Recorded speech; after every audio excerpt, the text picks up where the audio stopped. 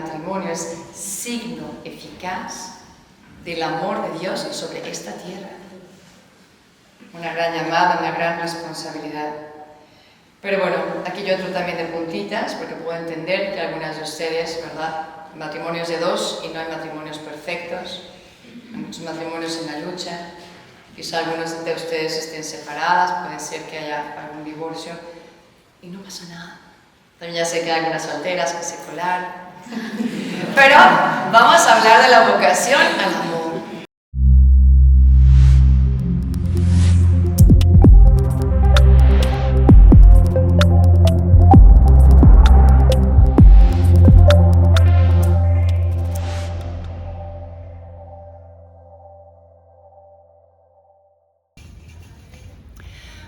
Hola, sé que muchos de ustedes no pueden atender presencialmente mis conferencias o algún retiro de teología del cuerpo como el que acabo de dar en Colombia. Por eso he decidido compartir con ustedes en directo esta charla para que ninguno se pierda de esta riqueza sin importar dónde están viviendo. Soy Rebeca Barba, consagrada del Regnum Christi, y en esta charla hablo de esta llamada al amor que nos hace la Iglesia, mostrándonos verdaderamente ese camino que nos enseña a amar. Espero que les guste. Y esta charla la titulé Una llamada al amor.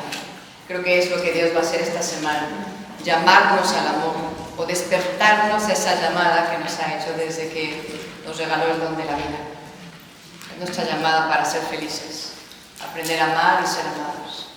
Pero a veces como que tenemos el teléfono sonando y no tenemos tiempo. Tengo que resolver 1000 cosas. Ahorita tengo que enojarme. Ahorita, ¿verdad? Y se nos olvida lo más importante para una persona humana, que es esta vocación al amor. Juan Pablo II dirá, es la vocación universal al amor. Entonces, todo parte, cuando hablamos de esta llamada universal al amor, el culpable, ¿quién es? La Santísima Trinidad. Y sí, voy a empezar un poco elevada, pero no se preocupen, vamos a aterrizarlo bastante bien y muy pronto. Pero, sin querer ser San Agustín, simplemente vamos a entrar de puntitas a este misterio que ni siquiera este doctor de la Iglesia comprendió.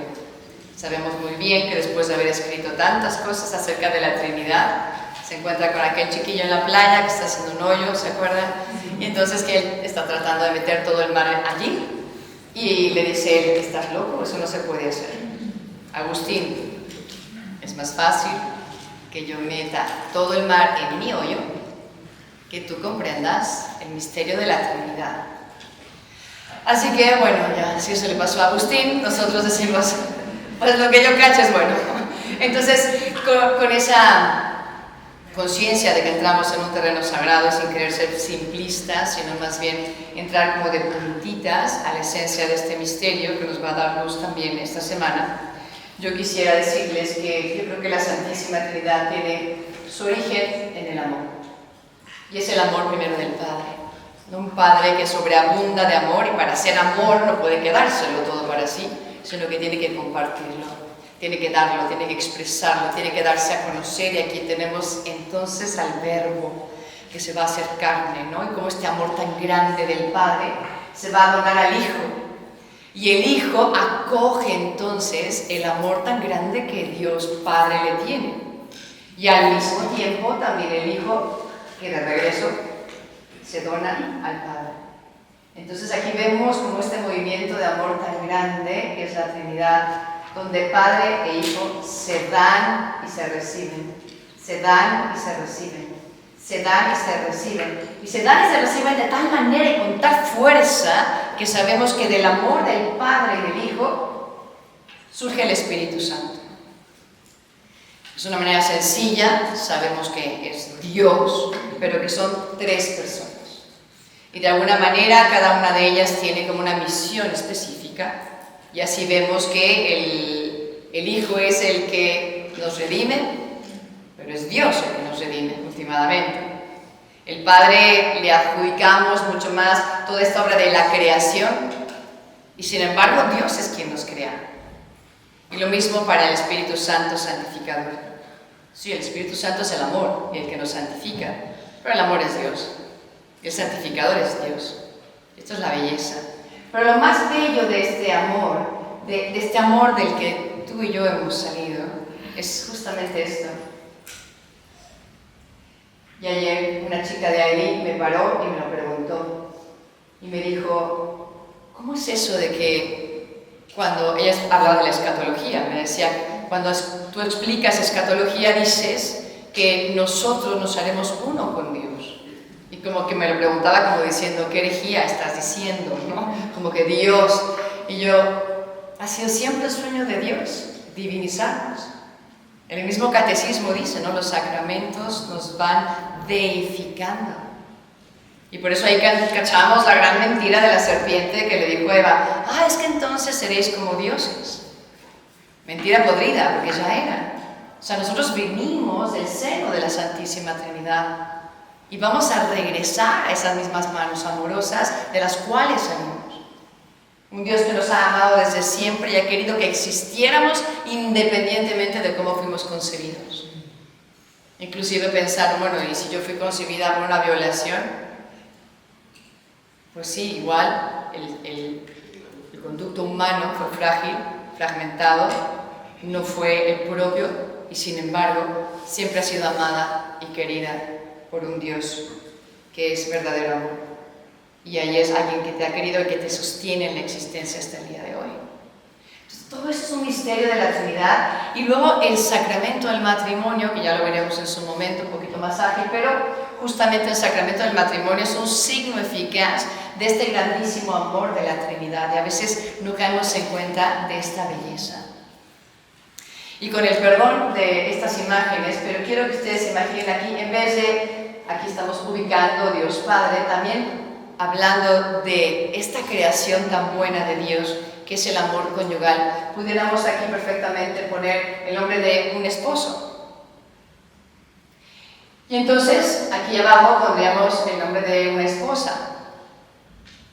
Y esta dinámica del amor, de este dar y recibir, también se vive en ese matrimonio, donde Él es el que inicia el don, dice Juan Pablo II, Él se entrega a ella lo recibe a Él y al mismo tiempo ella se entrega a Él, ¿verdad? Y es recibida por Él.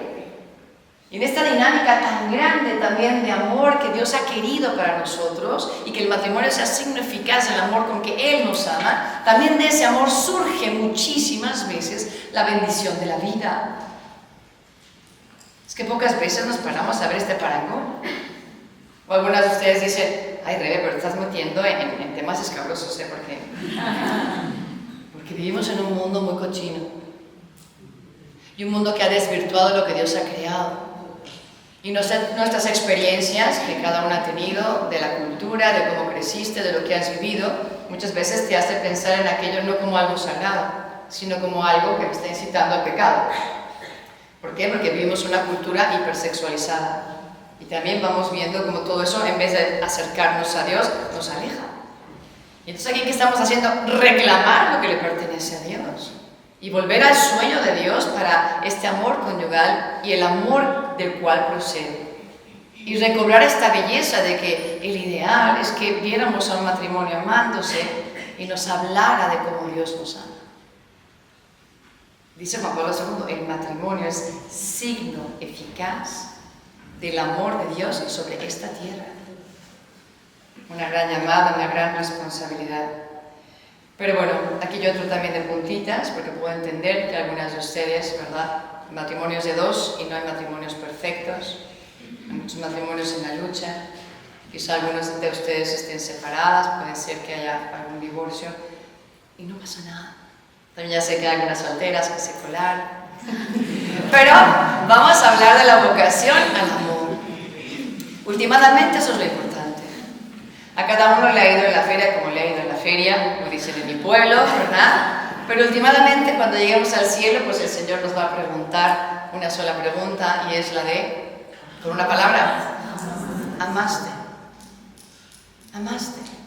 Ay, Señor, es que el que me diste con marido era un viejo de sutil. Bueno, y en esa circunstancia, tú supiste amar, ¿no? Amaste. Es que yo nunca encontré. Amaste. Amaste, no le eches la culpa. Es que mi congregación, esto es para los padrecitos. No, la comunidad que me tocó. No, es que la respuesta es personal. Y como decía la Madre Teresa de Calcuta, ¿no? Y donde no existe el amor, siempre el amor. Y cosecharás. Entonces ahí nadie tiene pretexto ya de ching, yo ya tenía la excusa perfecta cuando llegue mi juicio particular, era mi marido. No, pues no es aceptable. ¿Ok? Entonces vamos ahora un poquito, ya después de esta gran dimensión de la teología, de la que parte todo, y empezamos a pensar en el fin de nuestra vida, que el otro día saqué un videito en Instagram, y hablaba de saber hacer decisiones y tener la mirada en la meta, ¿no? Y algunas señoras se agobiaron de, ay, soy malísima para eso, no sé qué voy a hacer de mi vida, cuál es mi meta. No, ya me saqué 0 en el examen, ¿de qué estabas hablando? Y yo, del cielo. Ah, entonces sí pasé, sí, eso sí quiero, yo quiero ir al cielo. Pero pocas veces lo pensamos, ¿no? Entonces, bueno, del cielo vamos a hacer un aterrizaje muy fuerte, porque quiero hacer una rápida revisión de la situación actual. Eso ustedes me la podrán contar mejor a mí, que yo vivo en el mundo sin ser del mundo y ustedes están allí en el mundo.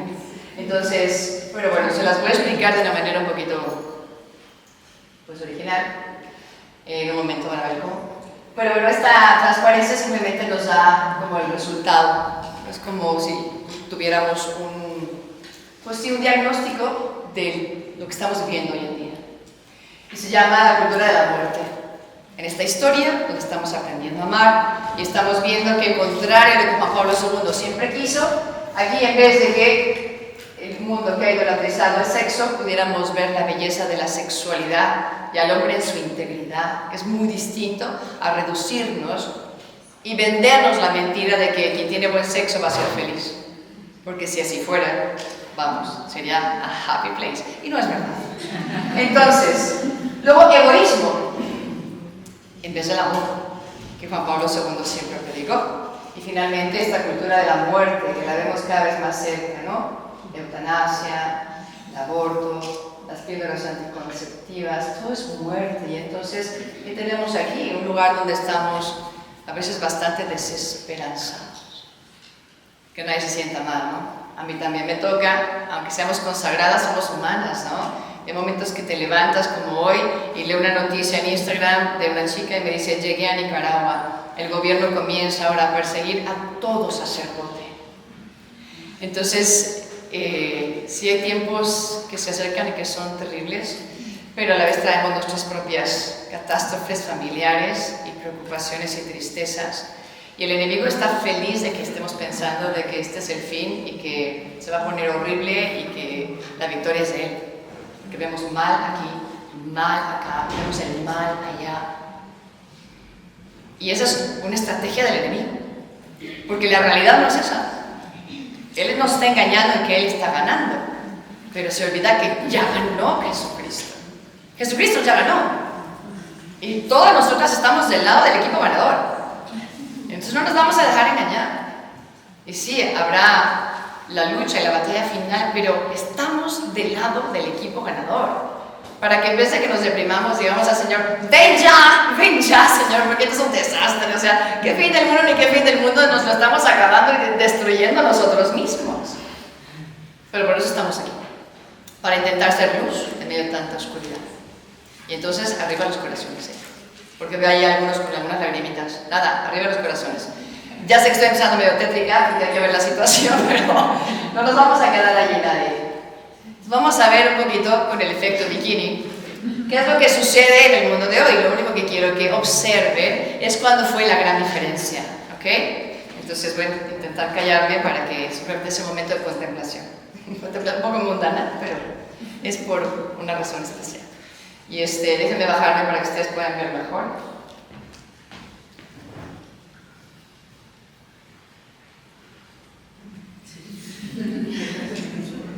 Para quien no alcanza a leer, ahí dice 1890.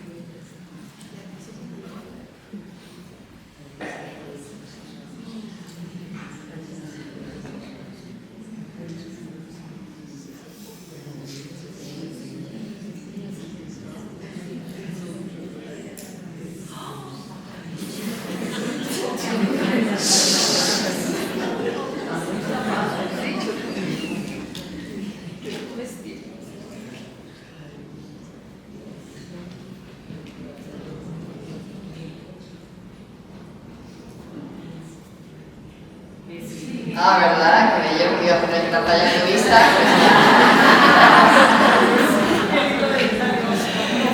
Bueno, ¿cuándo fue el gran cambio?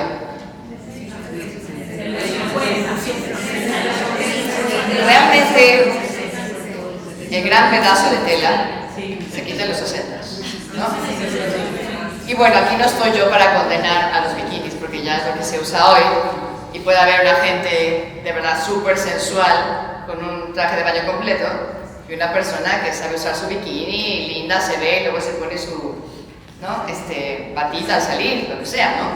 No andas en bikini allá en la mitad de Downtown Miami, como he visto, yo digo, ¿qué es esto? Se le perdió la playa. Pero es el mundo de hoy, que anda un poquito loco.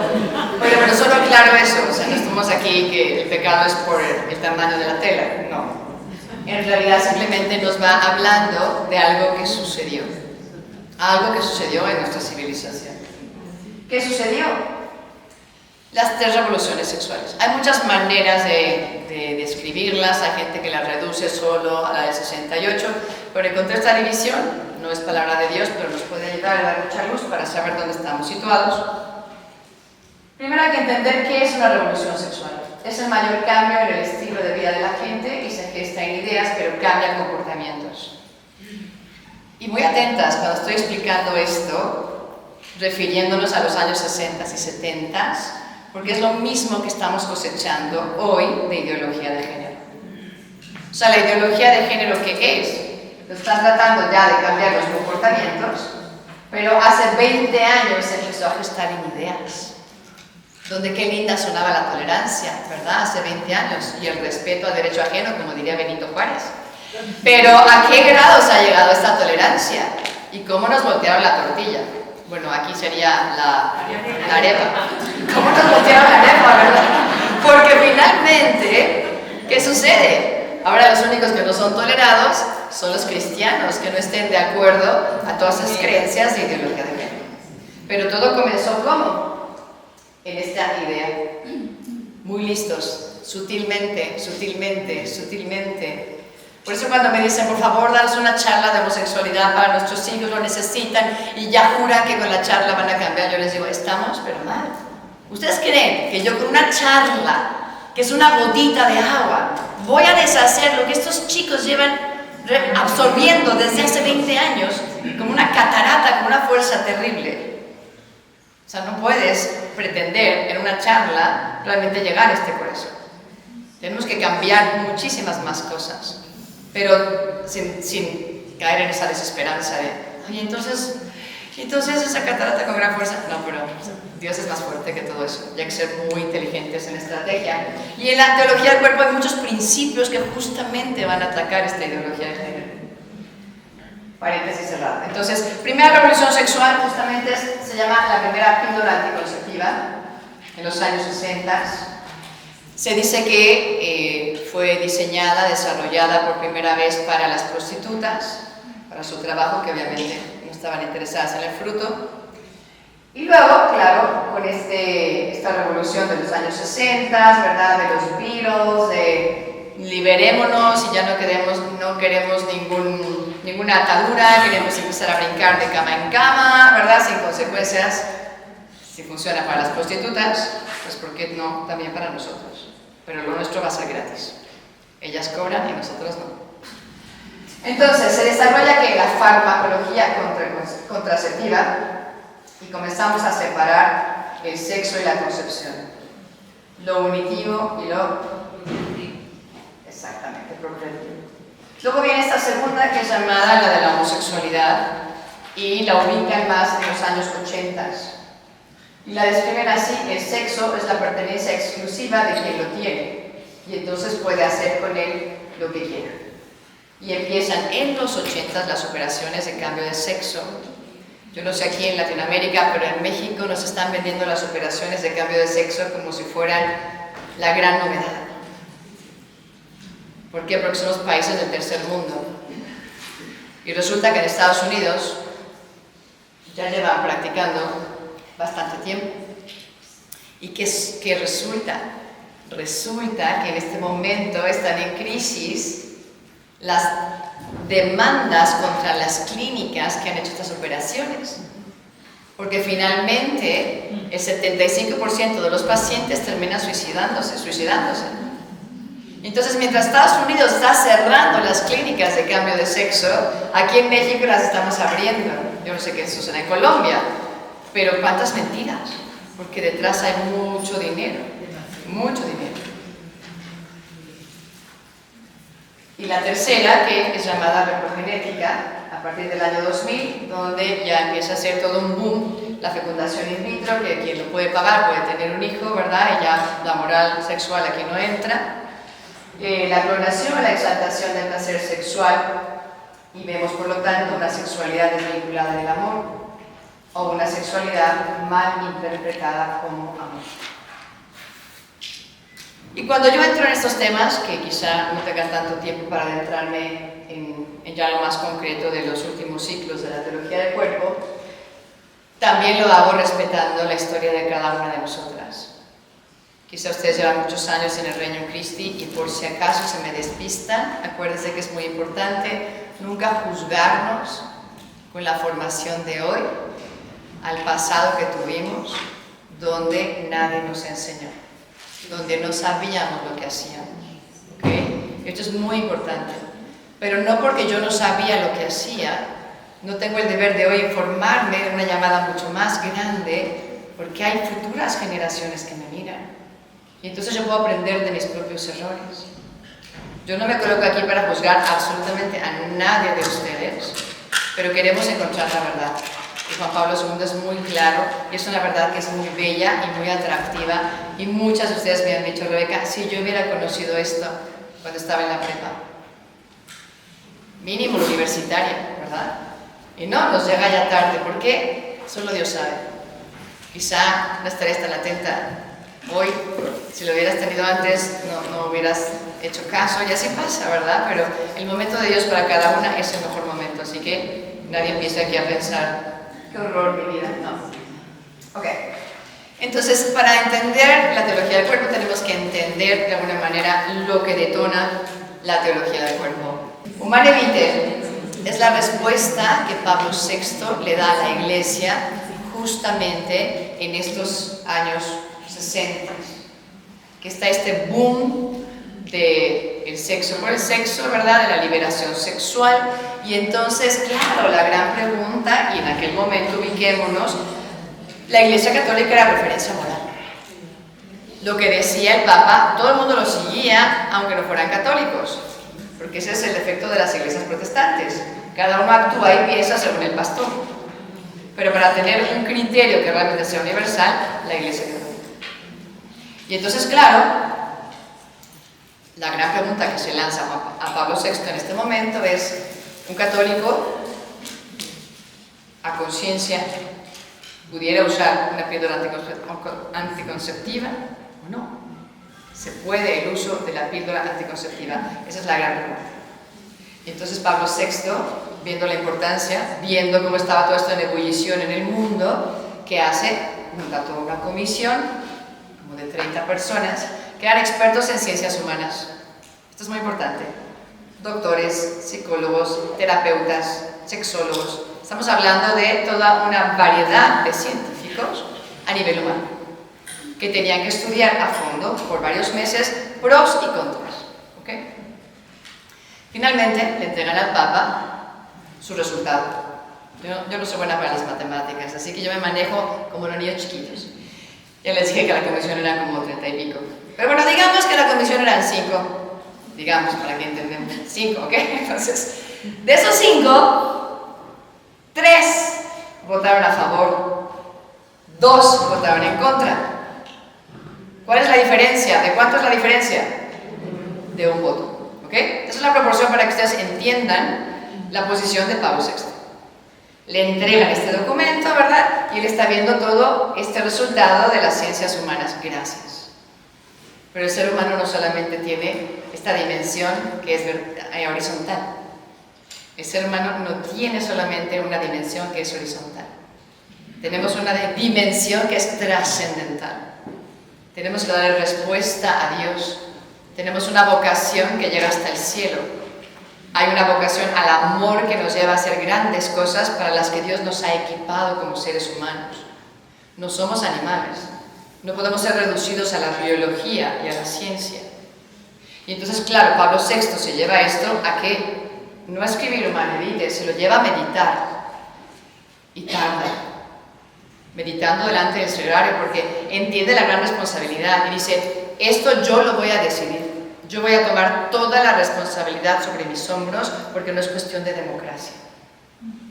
Yo, como vicario de Cristo, veo el peso moral que tiene esta decisión. Y finalmente, después de considerarlo gravemente, él se pone a escribir Humane Vitae, pero ya los medios de comunicación habían jugado en su contra. Toda esta comisión humana que sale del Vaticano, ¿verdad?, empieza a propagar que la Iglesia va a aprobar los anticonceptivos. Y entonces, claro, cuando se publica Humane Vitae, es la primera vez en la historia que la Iglesia entera se rebela contra el Papa. Consciente o inconscientemente. Se hace un gran silencio, inclusive entre los sacerdotes. Un vacío donde no se publica ni se habla en los sermones de Humane Vitae. Una gran confusión de todas las parejas que decían ¿hacia dónde vamos? ¿Cómo le hacemos? Cada quien, entre ellos se contestaba, cada quien. Y entonces se corre el rumor que al final se hace una creencia y empezamos a decir, la Iglesia Católica dice que en temas de recámara cada quien decide. Y entonces estamos cosechando los frutos de aquello. Hasta que empezamos a escuchar teología del cuerpo y dices, ¡wow! Pero, ¿qué es esto? Claro, en la misma encíclica, Pablo VI dice, y yo invito a otros teólogos y filósofos a que profundicen en esta enseñanza. De hecho, quiero darles otro dato importante de Humane Vitae. Lo que más latía en el corazón de Pablo VI al escribir Humane Vitae no era el control de natalidad. Lo que latía en su corazón era poder explicarle al mundo la necesidad de una espiritualidad conyugal. ¿Cómo? ¿Sí? ¿Cómo se encuentra Dios en el amor conyugal propio del matrimonio? Si realmente entendiéramos ese amor conyugal desde Dios, yo tendría menos exalumnas hablándome como hoy me acaba de llegar un WhatsApp de Rebe, necesito una sexóloga, es que de verdad no sabes lo mal que me está yendo, yo no estoy disfrutando nada de esto, mi matrimonio va súper bien, pero un pequeño detalle es que yo no disfruto esto, llevo 4 años casada, ayúdame, ¿con qué sexólogo católico me mandas? Y yo te voy a mandar un curso de teología del cuerpo. Porque los sexólogos son de métodos y no se trata de ningún método. De ningún Kama Sutra, de ningún juguete. Se trata de entenderlo desde el corazón de Dios. ¿Cuál fue el sueño de Dios para este amor conyugal? Y es lo que quería Pablo VI, que entendiéramos la importancia de esta espiritualidad conyugal. ¿Por qué? Porque la pareja que no tiene a Dios en su vida, la pareja que no vive esta espiritualidad conyugal, es que es imposible que viva Humane Vitae. Porque ¿qué es Humane Vitae? Humane Vitae es decir, Dios mío, ¿qué quieres de nuestro matrimonio? Dios mío, ¿cuál es el plan familiar que quieres para nosotros? Tú estás en la ecuación, somos 3. Eso es Humane Vitae. Vemos delante de Dios lo que Él nos pide para nuestra familia. Y viendo lo que Dios pide, Él da la gracia para vivir. Claro, no como la India María, ¿verdad? Mis exalumnas que les digo, ya estás preparada, ya vas al matrimonio, ya estuvieron dialogando, tipo de familia que van a querer tener, cómo van a tener Dios en sus vidas, etcétera, tus ciclos, y entonces me contestan muchas de ellas, ay, mira, yo ni sé, la verdad yo no me quiero meter nada, pero yo ahí voy a lo que vaya. Y yo, no puedes ir ahí a lo que vaya, o sea, no puedes ir. Porque claro, esas son las que a los 4 años ya quieren quitarse la matriz. Porque a lo que vaya y de repente va 1, va 2, va 3. Y era como, ay, no nos alcanza, es que estoy histérica, es que mi psicología. Claro, pero Dios nunca pidió eso. Luego veremos qué pide Dios, que este no es el tema. Pero bueno, esto es importante. Y se los puedo explicar con aquí, Buzz Lightyear. ¿Ustedes vieron las películas de ¿qué? Toy Story. La última no la recomiendo, las demás. Entonces, ya no me acuerdo si fue en la 2 o en la 3. Nuestro querido Buzz Lightyear, que decía hasta el infinito y más allá. suena lo propio de Buzz Lightyear, ¿no? Uno piensa en Buzz Lightyear y piensas hasta el infinito y más allá. Bueno, tuvo una crisis de identidad, el pobre. No sé si fue en la 2 o en la 3 que se puso a bailar ahí como sevillana y ya no sabía si era Buzz Lightyear o la sevillana que bailaba. Sus amigos se preocuparon muchísimo, ¿no? Especialmente el osito color rosa, que no me acuerdo cómo se llamaba. Bueno, nos cae muy bien. Muy preocupado, ¿no? Entonces Buzz Lightyear le dijo, ¿por qué no ves el manual de instrucciones? A ver si ahí dice algo de cómo me puedes ayudar. En ese manual de instrucciones, ¿verdad? Por fin encuentra el reset button. Los resetean, no sé si estaba atrás o dónde estaba, pero lo resetean y por fin vuelve a ser, ¿no? El Buzz Lightyear que todos quieren, admiran, respetan y siguen, ¿no? Es una película, quizás es una imagen muy sencilla, pero para nosotros en este momento suscita esta pregunta: ¿qué sucede cuando no seguimos un manual de instrucciones como el de Humanae Vitae? ¿Qué sucede cuando la Iglesia se rebela contra esta enseñanza y no quiere ni entenderla? Porque ya los medios le han lavado el coco, ¿verdad? Nos han metido tantas ideas de la Iglesia retrógrada, la Iglesia de la Edad Media, la Iglesia que no entiende nada de la sexualidad, cuando se olvidan que realmente la Iglesia es madre. Y si alguien comprende la belleza de la sexualidad y la protege, es la Iglesia. Entonces, ¿qué sucede?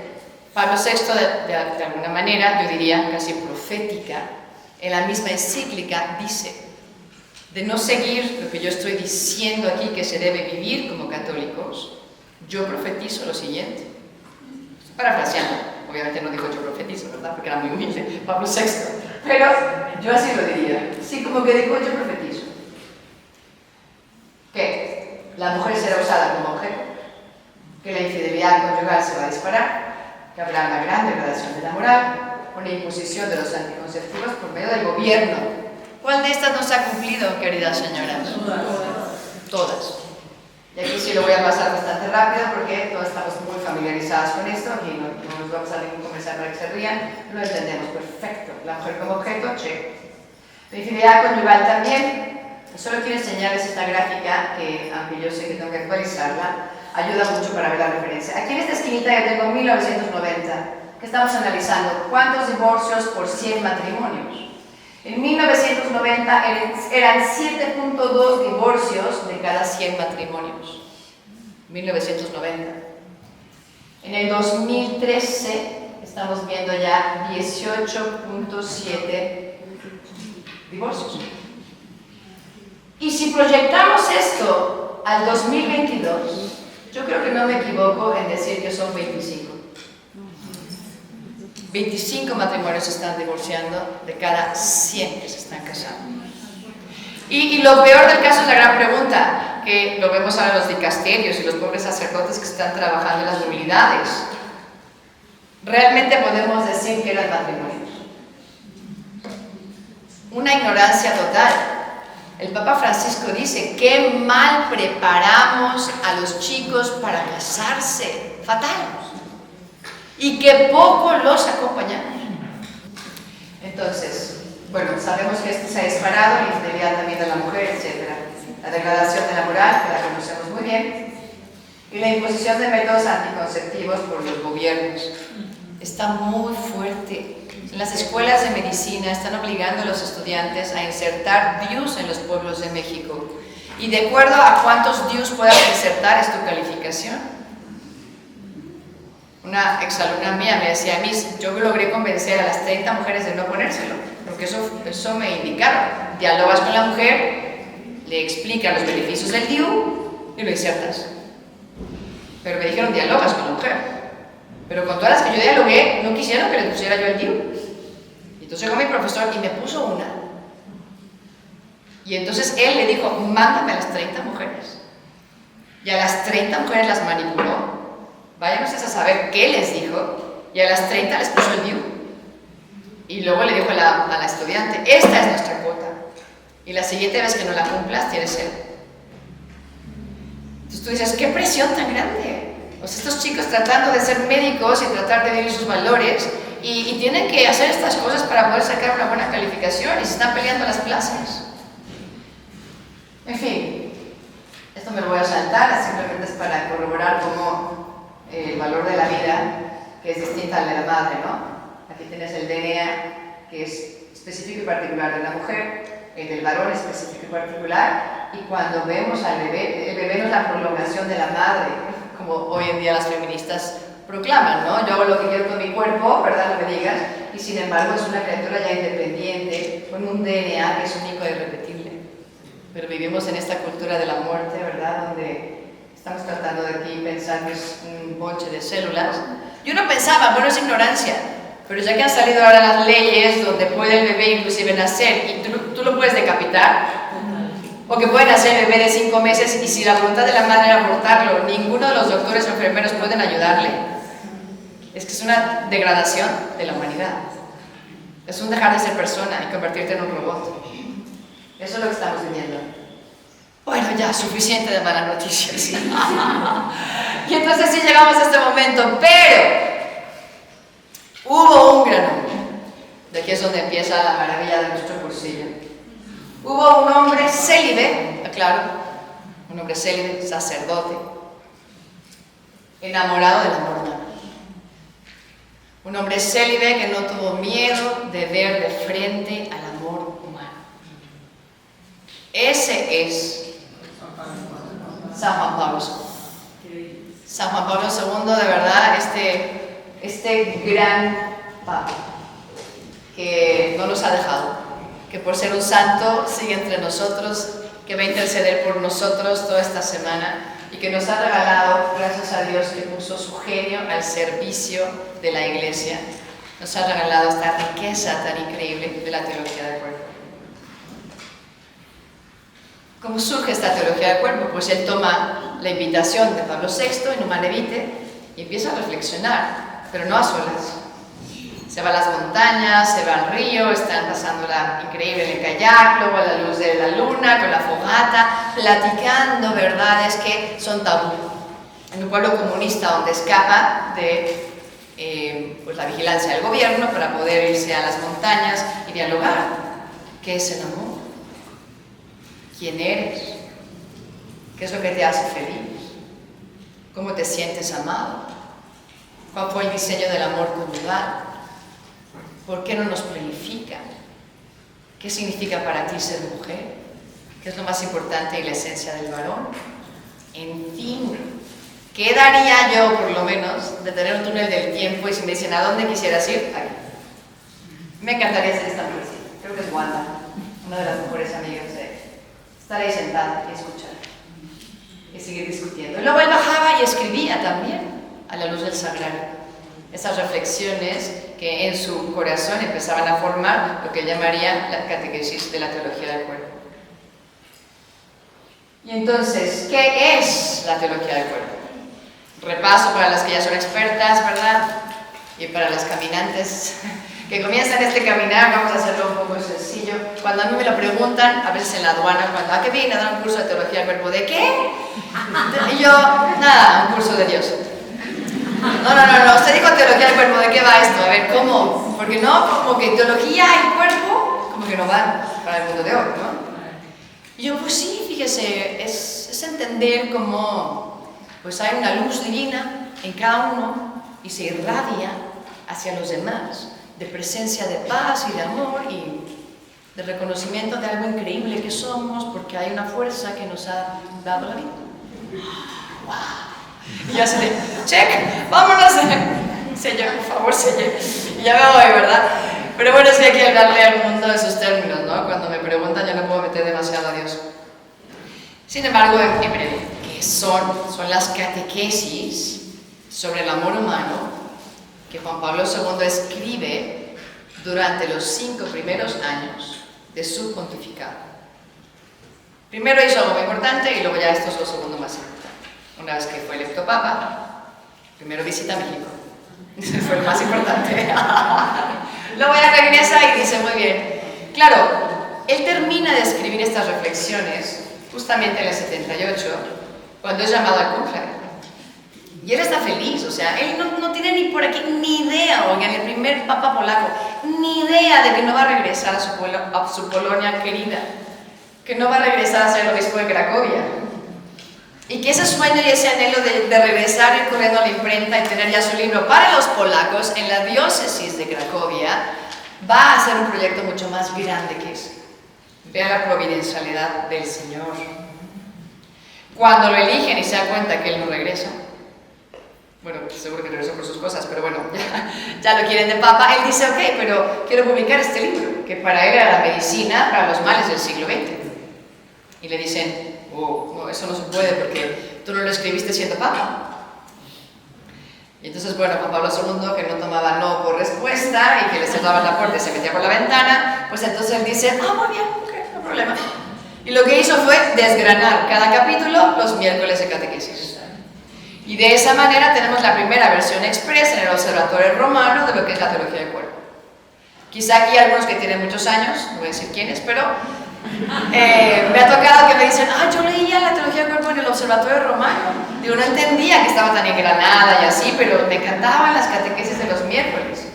Y entonces fueron pronunciadas en italiano y eran como traducidas tan deprisa que quizá todos los conceptos polacos no se transmitieron con tanta exactitud. Cuando tratan de empezar a traducir del italiano al inglés, es cuando se dan cuenta de que falta precisión. Y es ahí donde en la historia tenemos a un gran esposo, pero también teólogo que se llama Ballstein, Michael Ballstein, que tiene dos nacionalidades, justamente la americana y la polaca.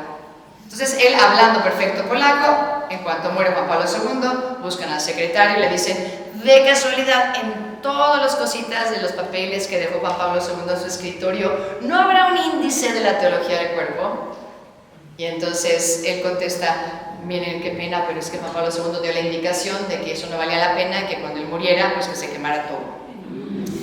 Y entonces dice, pero sí valía la pena, entonces no lo quemé. Y efectivamente tengo un índice en polaco de cómo él pensó la teología del cuerpo. Gracias a ese índice hoy entendemos muchísimo mejor la teología del cuerpo y ya Ballstein se da a la tarea de empezar a traducir del polaco al inglés, que para mi gusto es la versión más exacta. Las traducciones del italiano al español tienen algunos matices que no son tan exactos, ¿no? Por eso la versión de Libros Cristiandad es de las mejores en este tema. Bien, más académicamente para ustedes que son tan intelectuales y culturales, título provisional: Juan Pablo II dio el primer gran proyecto de enseñanza de su pontificado, se imparte desde el 5 de septiembre del 79 hasta el 28 de noviembre del 84. ¿Qué es? Esto es lo que nos interesa. Una profunda reflexión bíblica sobre el significado de la corporeidad humana, el ser cuerpo. Como dice Juan Pablo II, somos nuestro cuerpo, creados varón y mujer y llamados a una sola carne. De un total de 135, solo se pronuncian 129, porque 2 de esas son repetidas y 4 son de temas del Cantar de los Cantares que él consideró que eran inapropiados para una audiencia general, donde hay gente de todas las edades, incluso los chiquillos quizá no van a entender este poema erótico, como él lo llama. Finalmente es el estudio de cómo Dios revela su misterio a través del cuerpo humano. Entonces, sencillamente, la teología del cuerpo va a contestar 2 grandes preguntas existenciales. Esta es una división que yo comprendí cuando estudié teología del cuerpo en español. Cuando yo fui a mi primer curso de 30 horas allá en Filadelfia, en el Theology of the Body Institute, donde estudiamos Susana y yo, Susana tiene una mente brillante porque ella luego llegó y dio curso a otros profesores, creo que al siguiente día, y montó una presentación esa noche que yo decía, ¿qué haces? O sea, yo no era capaz de decirte una frase de lo que habíamos estudiado. O sea, yo decía, está increíble. ¿Cómo te fue? Increíble. Pero dinos algo, tienes que vivirlo. Es que no. Yo decía, está increíble. Y mientras tanto, Susana, feliz de la vida, primera idea y segunda y tercera. Y yo, ¿es en serio que vas a dar esto a los profesores? Sí. Y se fue feliz de la vida al día siguiente a dar el curso a otros. Y ella lo acaba de tomar. Yo fui incapaz. Y cuando conozco Amor Seguro, es una organización que da cursos de las 30 horas, me contactan y empiezo a conocerlos. Al tomar el primer curso con ellos, veo que tienen una estructura. con unos marimecos increíbles, donde todo lo que para mí era increíble, así todas las ideas volando y las imágenes de Christopher West, yo decía, qué cosa tan bella. O sea, yo decía, esto es la respuesta a lo que andaba buscando para mis niñas de prepa, y bueno, me parecía increíble, pero yo era incapaz de articularlo. Fue en español, Amor Seguro, que me ayudó realmente a entender esta estructura, para que no la dé por hecho. Claro, la estructura. No, es que esa no existe en inglés. No es como que Christopher diga, aquí está 1, 2, 3, 4, eso no, eso yo lo aprendí aquí. Bueno, aquí no, es Colombia, ¿verdad? En México. Entonces, ¿qué preguntas existenciales contesta la teología del cuerpo? La primera, no me dejarán mentir que es existencial, ¿quién soy? Vamos a hablar mucho de esta pregunta existencial esta semana. ¿Quién soy? ¿Quién soy yo? ¿Quién soy yo más allá de mis capacidades? De mi nombre, de la ropa que me pongo, de la ciudad de donde vengo, de lo que los demás dicen que soy. ¿Quién soy? Y él lo va a explicar con estas 3 partes que él llama el tríptico antropológico. Nuestro origen, y se va a referir a antes de que Adán y Eva pecaran. Estamos hablando del momento del paraíso, el Edén. Luego nos va a explicar la historia, y la historia es donde tú y yo estamos parados hoy, aprendiendo a amar. Y luego nuestro destino, que es llegar al cielo. Y luego está otra gran pregunta existencial de cómo poder ser feliz, cómo vivir mi vocación al amor para ser feliz. Como que la primera gran parte de la teología del cuerpo nos va a hablar de la identidad. Y esta segunda gran parte de la teología del cuerpo nos va a hablar de nuestra misión y vocación. Y para ello, él va a hacer un recorrido para explicar el celibato. Y si bien lo escribe para quienes viven la virginidad cristiana por el reino de los cielos, contiene también principios que han dado siempre muchísima luz a los solteros, a los viudos, a los divorciados, a los separados. Es un ciclo de lo más rico que vamos a ver. Luego explica también el matrimonio como sacramento. Luego, a través de Efesios 5, el cantar de los cantares y Tobías y Sara. Como que va a elevar el listón del amor para el matrimonio, y luego les va a dar ejemplos de 2 parejas que lo supieron vivir así, y por eso tenemos el cantar y luego Tobías y Sara. Y finalmente aterriza en la razón de ser de la teología del cuerpo, y es ya explicar a Manevite. ¿Por qué? Porque Manevite decía, finalmente como conclusión, no conviene el uso de los anticonceptivos a la dignidad de la persona humana y a la altísima vocación al amor. Pero la persona humana de 1960 ya no entendía cuál era la dignidad de la persona humana ni cuál era su altísima vocación al amor. Por eso la teología del cuerpo explica estas 2 realidades. Y cuando uno termina de estudiarla y de verdad lo haces orgánicamente, cuando ya llegas a este siglo, dices, claro, es lo propio del ser humano, el señorío de uno mismo, el que por amor yo pueda esperar, el comprender que tengo una inteligencia y una voluntad. Son tantas cosas que el mundo nos ha engañado, reduciéndonos a animales, que dices, ¿cómo es posible que yo viva tan engañada? Justamente ayer vi un video en Instagram, era una mujer con un acento, creo que de Inglaterra, y justo era como un comercial contra los anticonceptivos. Pero esta mujer no es creyente, simplemente denuncia las consecuencias secundarias de lo que es tener a una mujer siempre con anticonceptivos. Y empieza a decir, a que tu doctor nunca te explicó que esto iba a suceder. Y empieza, bla, bla, bla, bla, bla. Dice, y todo esto que hemos sufrido, dice, nos lo podríamos haber ahorrado si entendiéramos que solamente somos fértiles tantos días al mes. O sea, tanto show para, ay, no, me voy a embarazar, no sé qué. Y finalmente no se están embarazando. ¿Cuántas mujeres están tratando de concebir y no están pudiendo?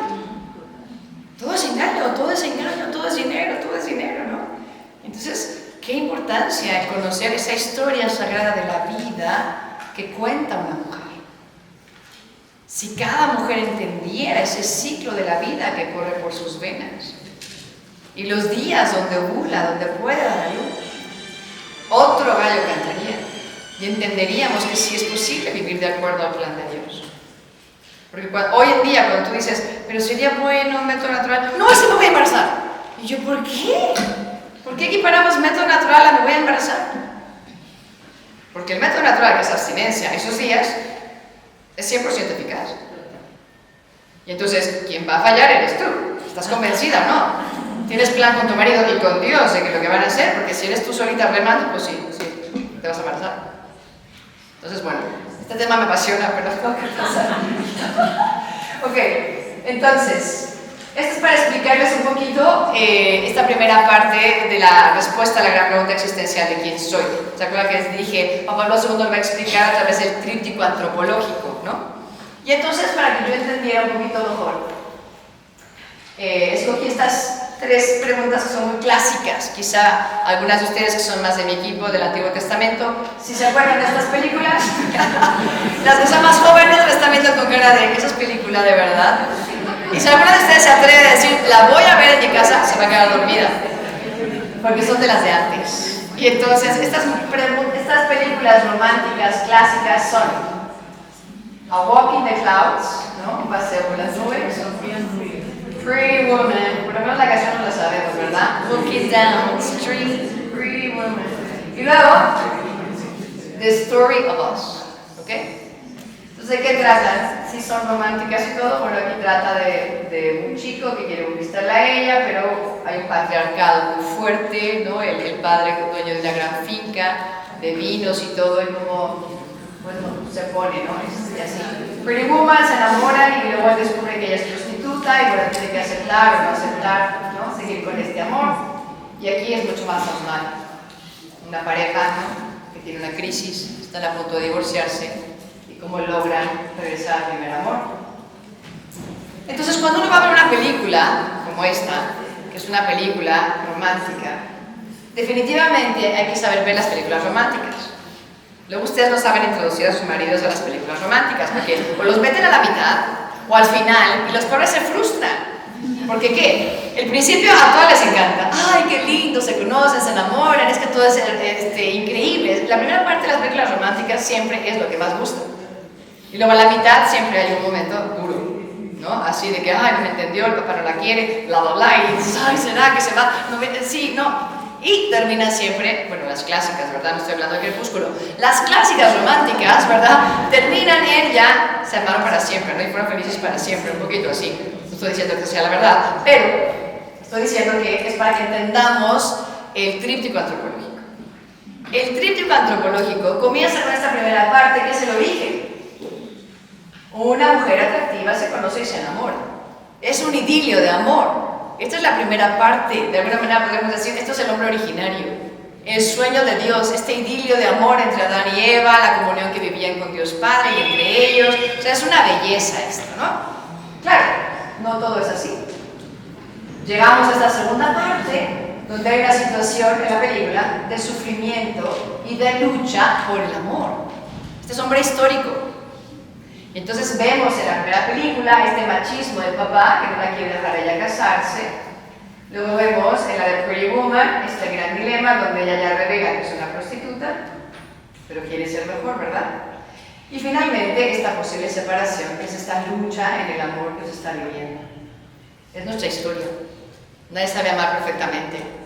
Y hay momentos increíbles en el matrimonio y hay momentos durísimos en el matrimonio. Y lo mismo para la vida consagrada, ¿eh? Tampoco piensen que, por eso yo quería ser consagrado. ¿Por qué no las conocí antes? No, típico de los cursillos, llegan a mí y me dicen, yo fui el candidatado, no me aceptaron. No, donde Dios te tiene, ahí te vas a santificar, ¿eh? Ahí es donde tienes que estar, porque adivina que ya tienes marido e hijos. Ya no te puedes ir al convento, lo siento. Ok. Y tenemos esta tercera parte, donde el amor triunfa, donde vivieron felices para siempre, es nuestro hombre escatológico. Nos vemos aquí que ya por fin el papá cede, ¿verdad? Se quema la finca, pero él salva la finca y ya le dan el amor. Y luego ya ella se convierte en la lady, ¿verdad? Ya no es una prostituta y él ya tiene sexo para siempre con ella. Y aquí ellos arreglan sus problemas, ¿verdad? Que siguen casados. Bien, esto es la primera parte de la teología griega. Y entonces ya teológicamente hablando, una manera más seria de explicarlo, ¿verdad? Vamos a hablar del origen, y aquí vamos a profundizar en nuestra identidad como seres humanos, como la identidad más profunda es ese ser hijos amados de Dios, libres, inteligentes, relacionales, capaces de ser don y de amar.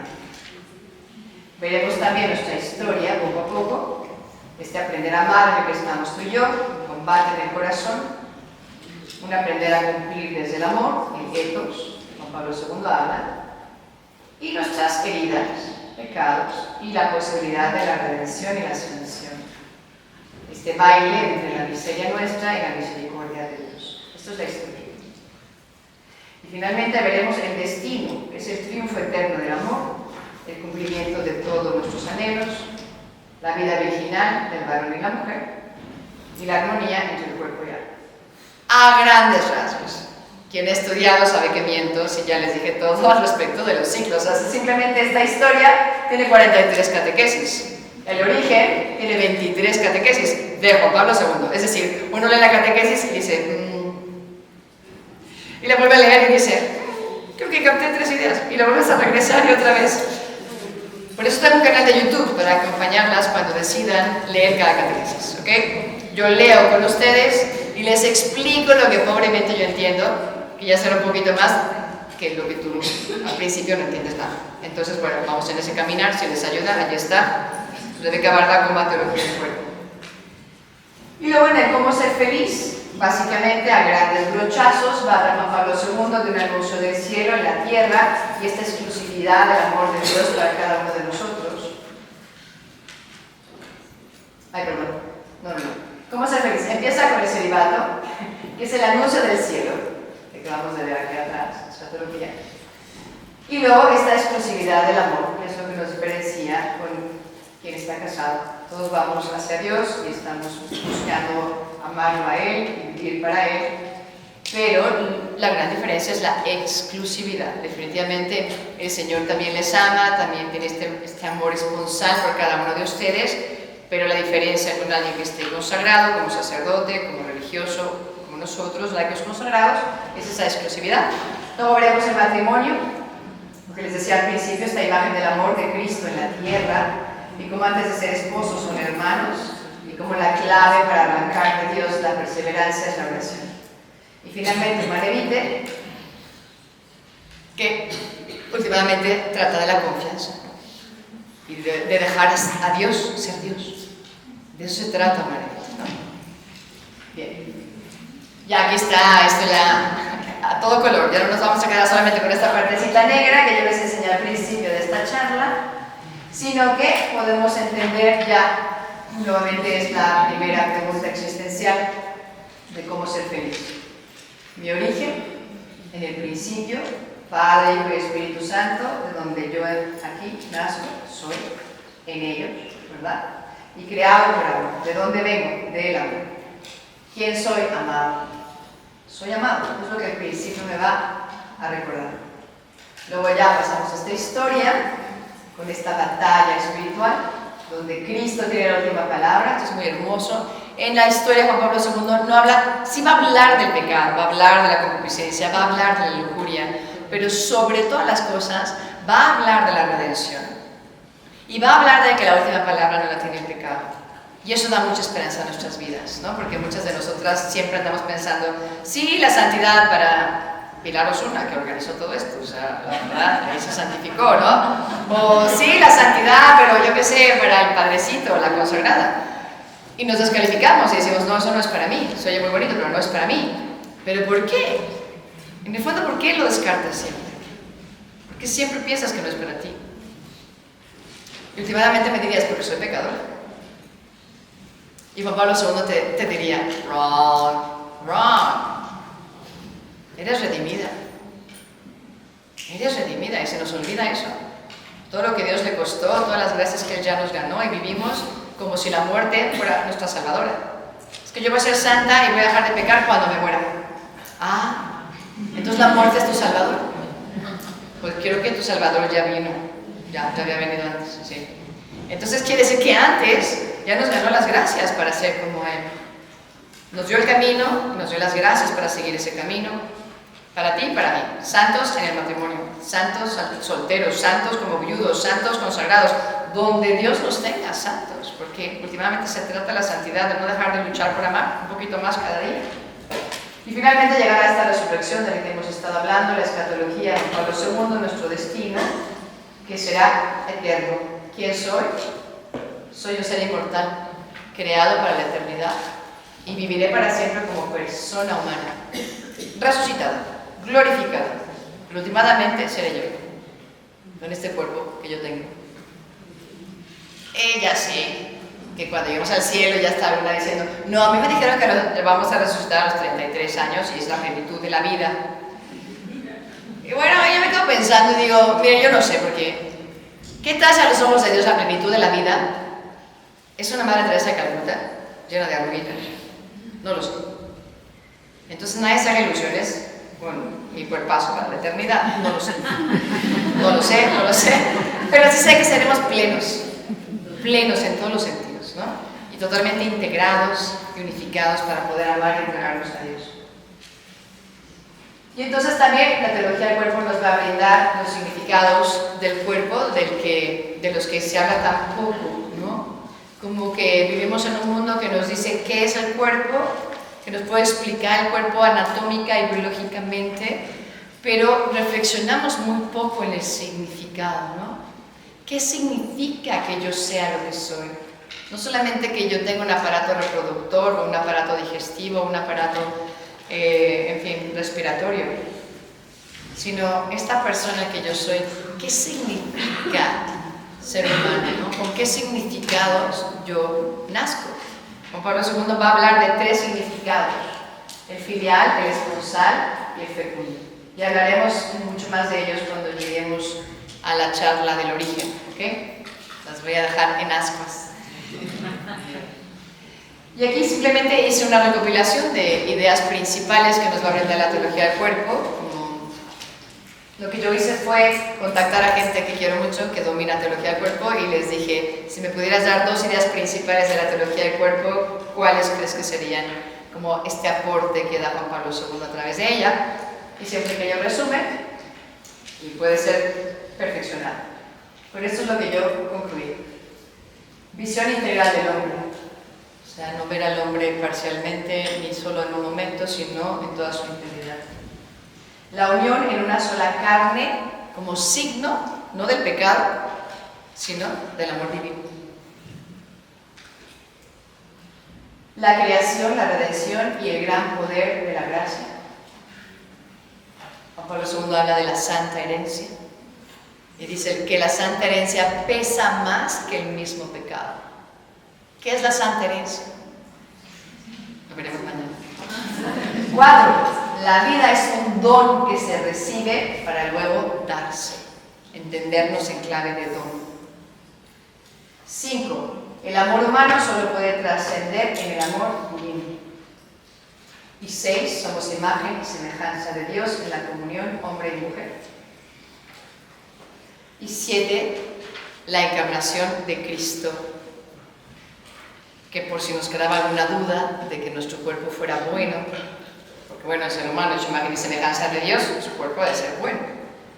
Pues quedan dudas, ¿no? De repente, ¿será bueno? ¿En serio? ¿Será bueno? Y Cristo llega y dice, yo me encarno. Yo tomo sobre mí un cuerpo. Y este es mi cuerpo que se va a entregar por ti. Y por si te quedaba todavía duda de que si el cuerpo era bueno o no, con ese cuerpo vas a resucitar, así que más vale que lo cuides. Sí, un cuerpo glorificado y un cuerpo resucitado, pero es esta que eres tú quien va a resucitar. Por tanto, hay que cuidarlo, no es cualquier cosa. Hay una ley, la ley del amor, que siguiéndola nos va a llevar a la felicidad. Lo que está para mí es la idea, ¿no?, de las más importantes dentro de la teología del cuerpo, la ley del amor.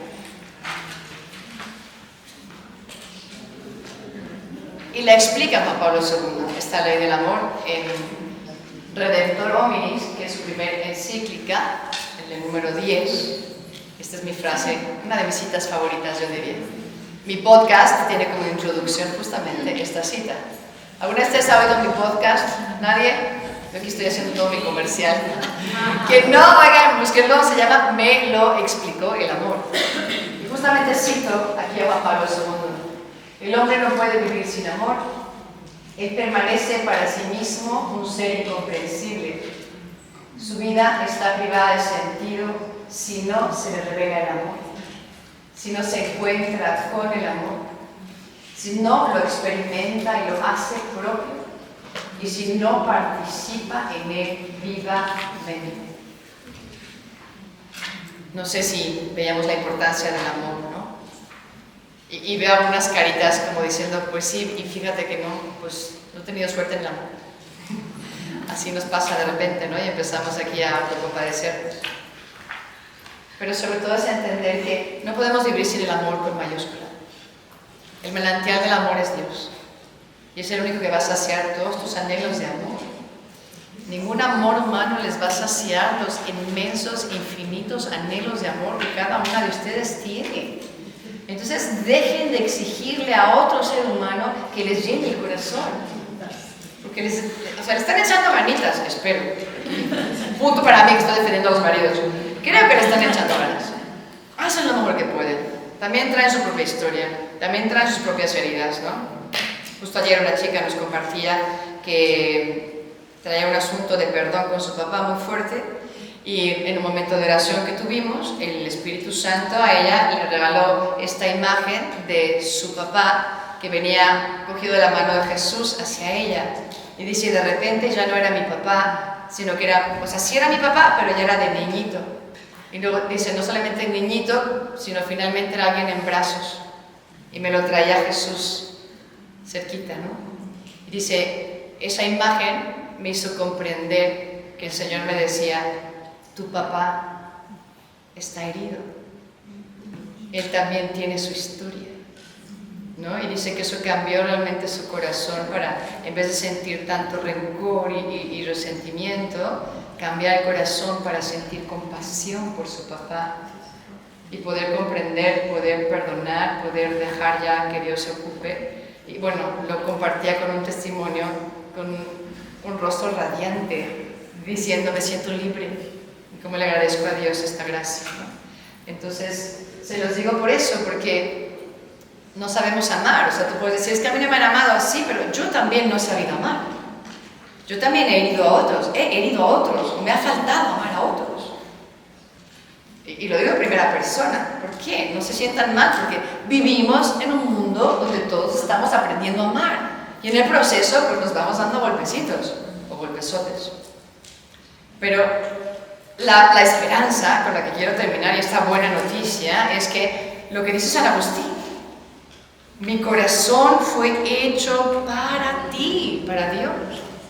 Y mi corazón va a estar inquieto hasta que no descanse en Dios, hasta que no crea profundamente que ese amor solo satisface y que Él quiere llenar este corazón a raudales. Él es el manantial que fluye muchísima agua, ¿verdad? Y a veces 2 gotitas de agua, que son los amores humanos, estamos tratando de saciarnos mutuamente. Está imposible. Y también se dice de todos los otros amores humanos, os van a fallar, eventualmente como yo fallo, varias veces al día. Entonces, bueno, ¿quién es el único amor seguro y que no nos va a fallar? Dios.